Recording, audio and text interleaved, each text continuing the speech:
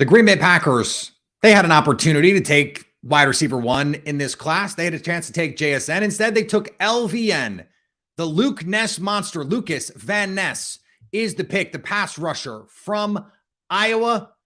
There is a lot that can happen still on day two, so we are going to break down all of it right now, live on YouTube. You are Locked On Packers, your daily Green Bay Packers podcast. Part of the Locked On Podcast Network, your team every day.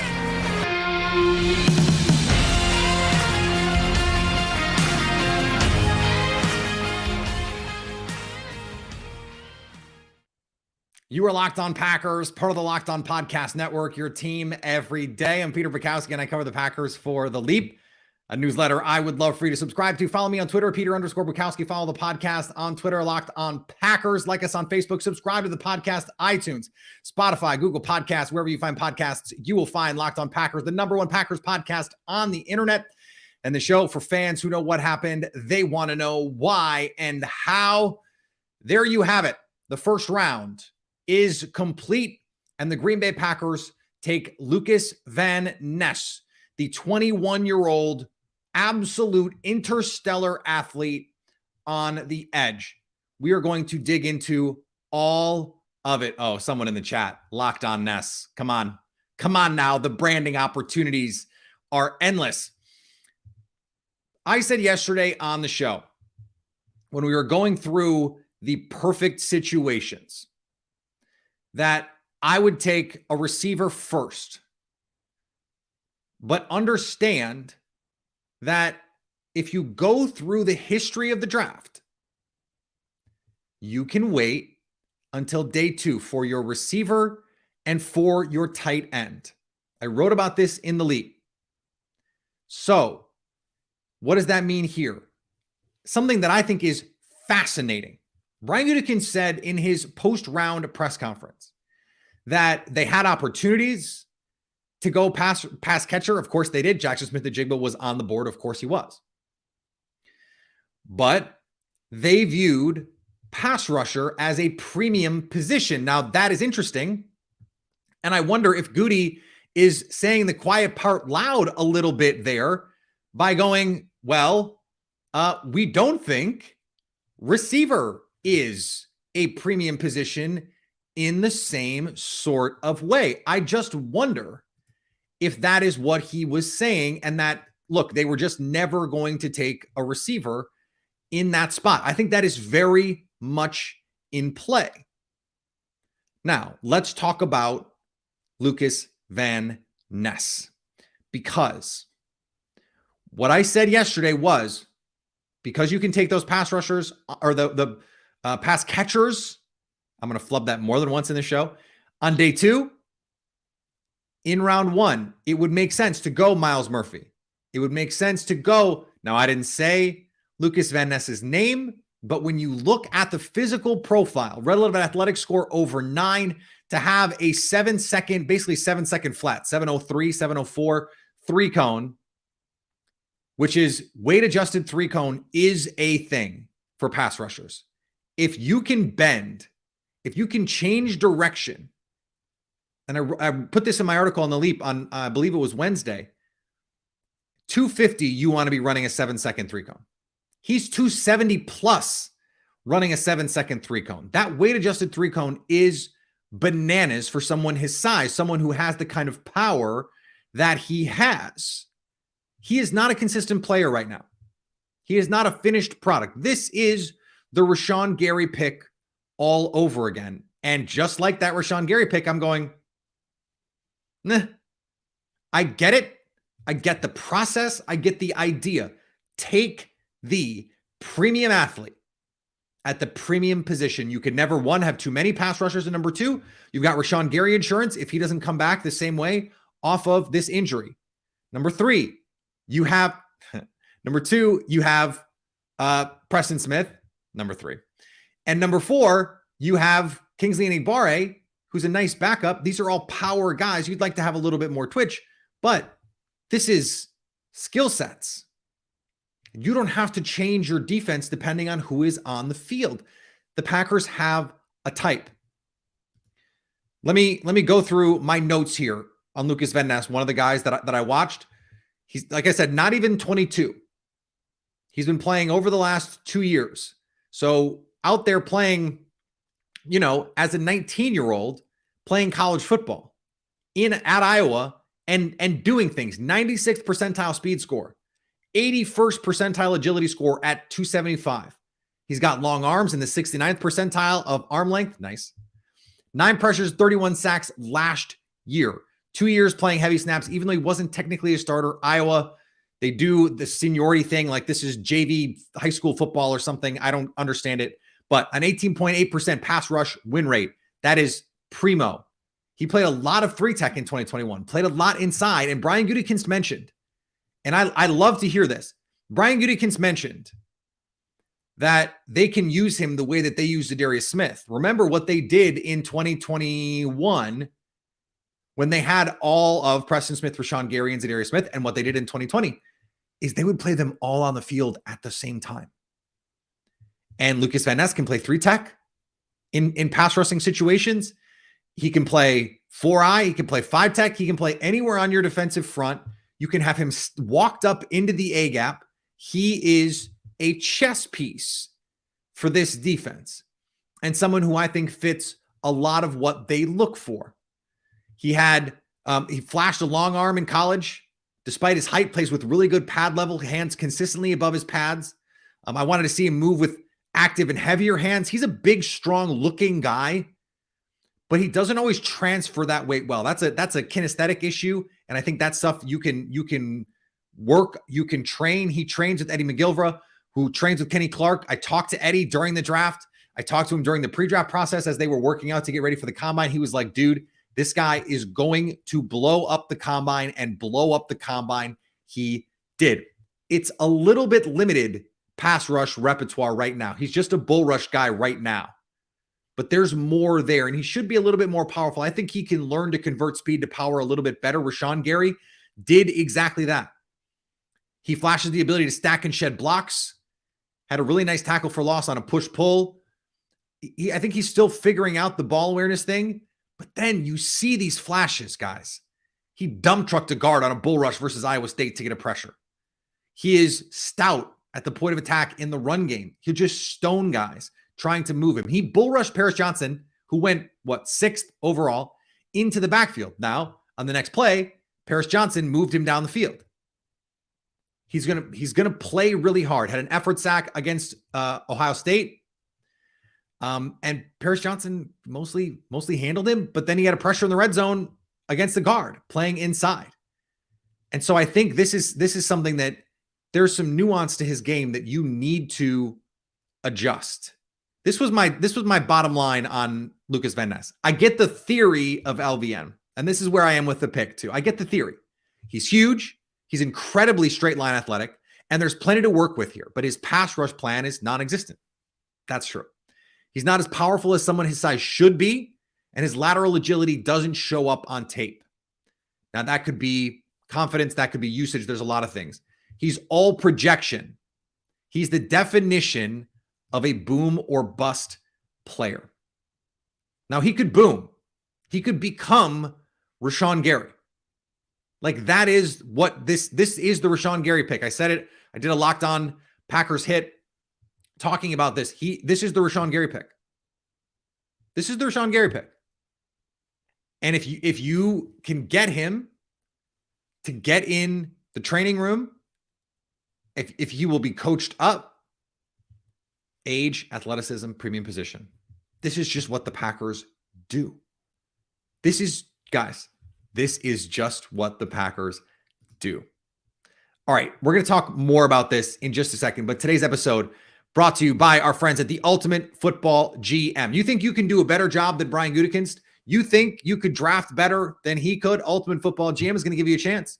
You get to control every strategic aspect of your team as you play through seasons and lead your team to glory, trying to build a historic dynasty, hiring the right coaches, coordinators, managing the finances, negotiating player salaries, navigating your franchise through free agency, the draft, injuries, player personnel issues, ups, downs, all of it. And Locked On Packers listeners get a 100% free boost to their franchise when you use the promo code Locked On in the game store.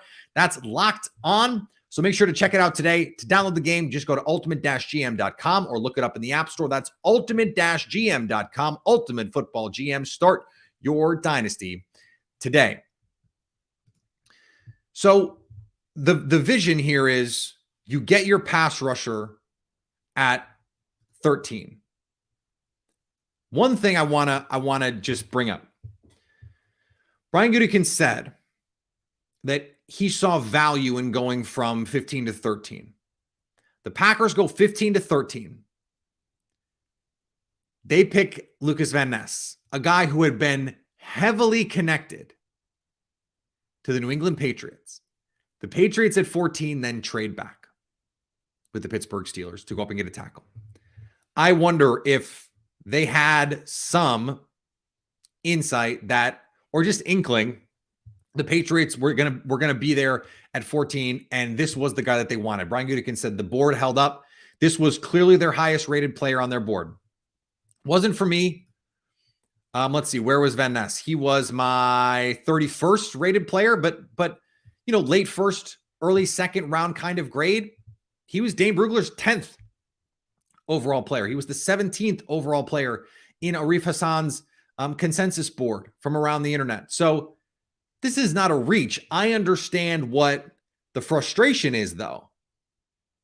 Not getting a receiver. And by the way, Jackson Smith-Njigba did not go for 7 more picks. He went 20 to Seattle. Plenty of teams that needed pass catchers did not take him. They did not take him. So it's pretty clear that I and a lot of people in the media were higher on Jackson Smith-Njigba than the NFL was. Whether that turns out to be right or wrong, we'll have to wait and see.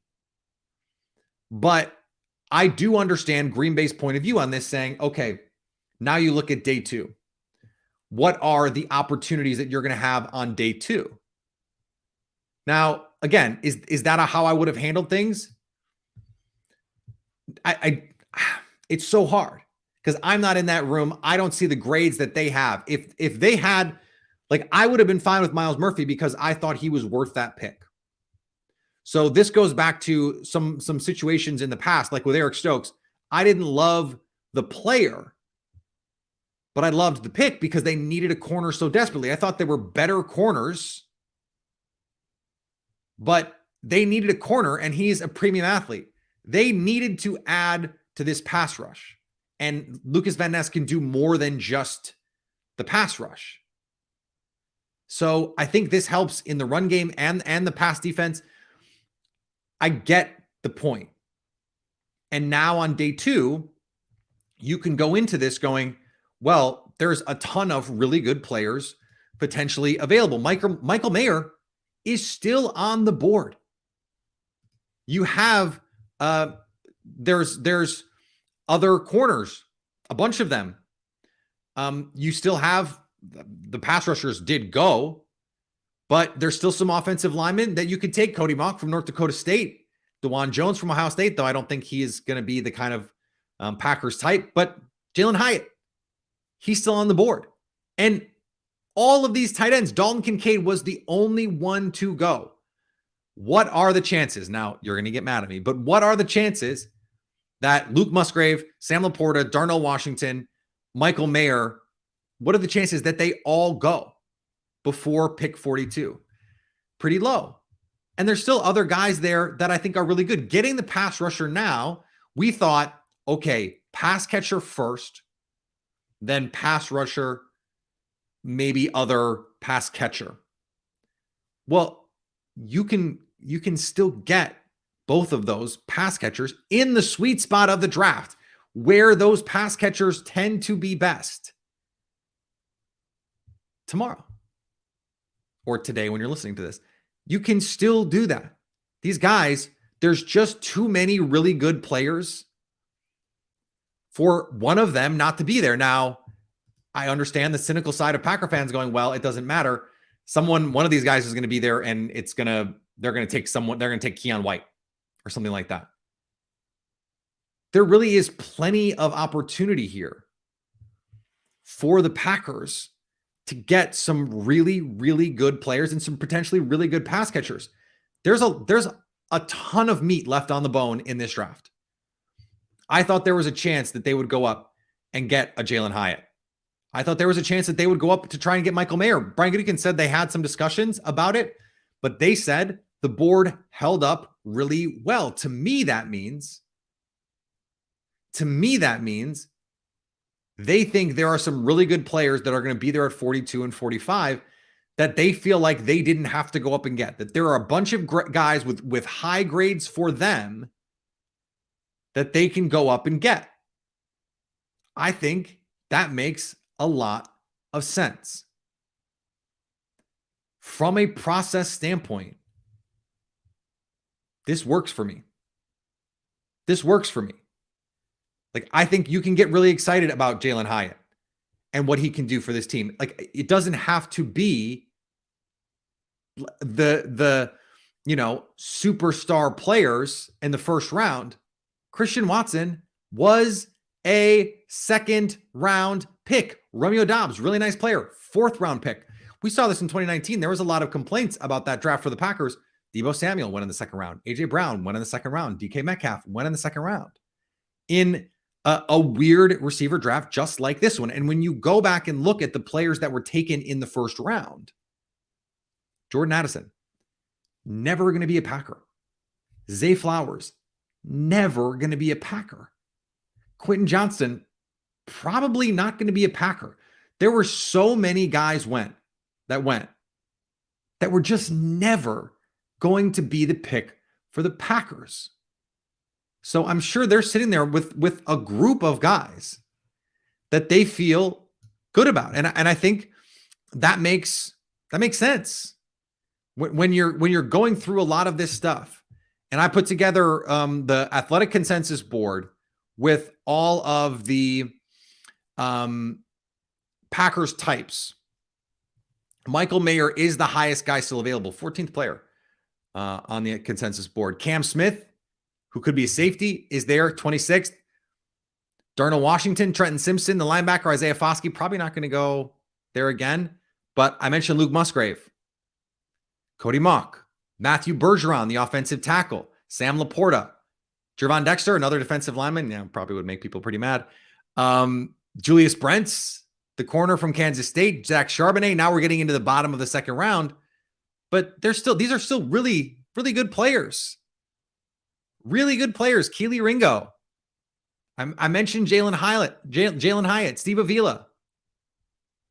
These are guys who can come in and potentially still really help the Packers. I want to remind a lot of you, and myself too, because again, not my favorite pick. Most rookies are bad. And so who Lukas Van Ness is in day one and in the first round is not the thing. And that's what Brian Gutekunst said. He said, this is for down the road. This is for 2024. This is for beyond that. And I think that's right. I think that's smart. I think that's how you handle these situations. And look, they're still going to be able to find some quality players on day two. I said this a lot. Was it last year or the year before? And I said this a ton in 2018 for not the draft, but the free agency process. I said, you need to see what this looks like in its totality. What happens next? I tweeted that if they get Hyatt and Darnell Washington, you say, okay, the Lukas Van Ness pick looks different. It looks different. What happens next looks different. And this happened in 2022. You guys remember this. Everydayers remember this.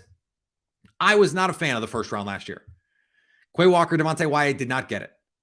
Then they went out and they crushed Christian Watson, Romeo Doubs, Kingsley Enagbare, Zach Tom. Those guys turned out to be terrific players for the Packers. And not all of my criticisms, I certainly felt like they had a lot of opportunity costs and missed opportunities. But it changes. It changes. And so I think we have to remember the perspective that this is not a one-round draft. This is 7 round. The Packers have 11 picks to make.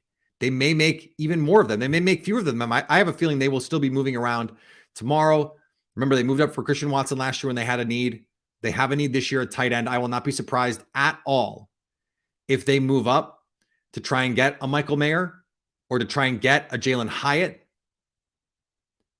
Because the receivers on day 2, it's like Hyatt and Mingo and not a lot else in terms of Packers types. Cedric Tillman, not really checking those boxes. A.T. Perry, I think that's more like 3rd round stuff. So then you're looking at trying to find, is it offensive tackle? Where do they go next? But the totality of this is important. What happens next will reflect on what they did from the start, because I think it will tell us where they saw the value. They are sitting there going right now saying, we think there are really good players who are going to be there at 42 and 45. We like the shape of this draft. I've been saying this for months. The shape of this draft really benefits Green Bay. Whatever you take at 1, at 13, you can get the other 2 things when it's pass rusher, receiver, tight end in the 2nd round. That's the beauty of having 2 top 50 picks.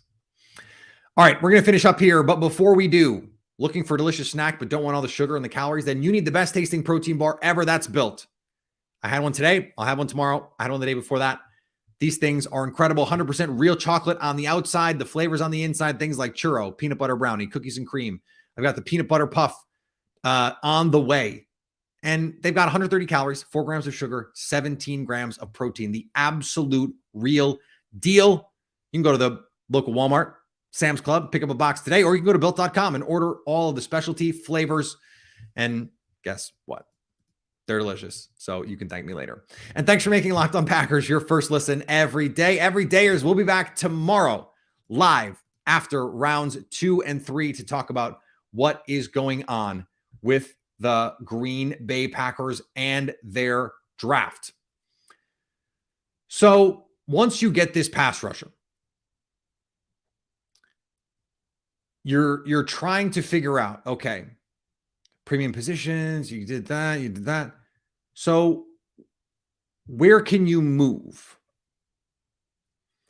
So you have 42, you have 45, you have 78. Can you go from 78 and take that? 78 and 45 gets you to 31. The Chiefs picked at 31. Now the Packers gave up 2 seconds to move up to the top of the second last year. I would think you wouldn't have to give up 42 and 45 to get all the way up to into the 30s. But do you consider packaging Michael Mayer or packaging to move up to get Michael Mayer in the 2nd round? I would. I think he's good enough to do that, but all these tight ends are here. They're all here. In 11 picks, 4 tight ends have to go before you run out of guys worthy of the selection? I would do it for Jalen Hyatt. 2 years in a row, you move up for a speedy guy, put him in the slot. This team becomes a track team. That is what I personally would do. But look, I wouldn't have taken Lukas Van Ness either. And I didn't think they would. I was wrong. I didn't think that they were as interested as him as the mock drafts were. From some of the things I was hearing, they had a different pass rusher that they were looking at the top of the draft. And sometimes these things happen. I think Jalen Hyatt, though, is the guy that makes the most sense because there's a pretty big drop-off after him. I don't love Jonathan Mingo in the 70s. Yeah, 78, but he's not getting there. It doesn't seem like he's getting there in what is a really thin receiver class. So if you want a receiver, move up, get you a receiver, and then sit there, hopefully at 42, and you can grab Sam Laporta or Luke Musgrave or Darnell Washington, and this whole draft changes. There's the chat right now is hysterical to me on YouTube, and if you're not watching, why not? Because there are people who are absolutely in love with Sam Laporta, who's, I'm not going to call Matt Laporta, but I'm definitely going to call Matt Laporta at some point again. And then there are people who are going, we're screwed. This sucks. Everyone sucks. So that's how the draft works. That's the beauty of it. And we're going to see. They get to play. So I think they could double up 2 tight ends. Why not? Why not? But tight end receiver, Offensive line, don't leave out running back. Someone like Zach Charbonnet makes a lot of sense for them. Don't leave out safety. Quan Martin, my guy, Sidney Brown. These are players to be watching for right now. And so I think tomorrow, luckily for the Packers, they're going to find out early what's going on. And they're going to have all day to call. Okay, what are we thinking? What are we doing? And there's still some of these guys that are left on the board that are not Michael Mayer. Joey Porter Jr., premium position. Everyone needs more corners. DJ Turner from Michigan. Everyone needs more corners. Isaiah Foskey from Notre Dame. You need more pass rush. Packers have theirs. Someone like Josh Downs, not going to be on the Packers board probably. Someone like Osiris Torrance, he's going to go before the Packers pick, I would bet. Packers are not going to draft him, just not athletic enough for them. Zach Harrison, Tommy Adebayo. Like, someone is going to get Will Levis. Someone is going to draft that guy. DeJuan Jones. I think these offensive linemen are going to get pushed up, and that is going to push the tight ends and the pass catchers down. So I'm very excited to see what happens tomorrow. Tomorrow night, unfortunately, it is tonight now, given the time. So we will be back tomorrow live on YouTube. Thanks to everyone who is here hanging out. We've got a lot more good stuff to come tomorrow night. Maybe we get some trades, but a couple picks, a couple 2-tree picks are coming tomorrow night. If it's anything like it was tonight, it is going to be bananas. Follow me on Twitter, Peter_Bukowski. Follow the podcast on Twitter, Locked On Packers. Like us on Facebook. Subscribe to the podcast, iTunes, Spotify, Google Podcasts, wherever you find podcasts. You will find Locked On Packers. And anytime you want to come hang out with us live, like we are right now, you can do that by subscribing to us on the Locked On Packers YouTube page to stay Locked On Packers.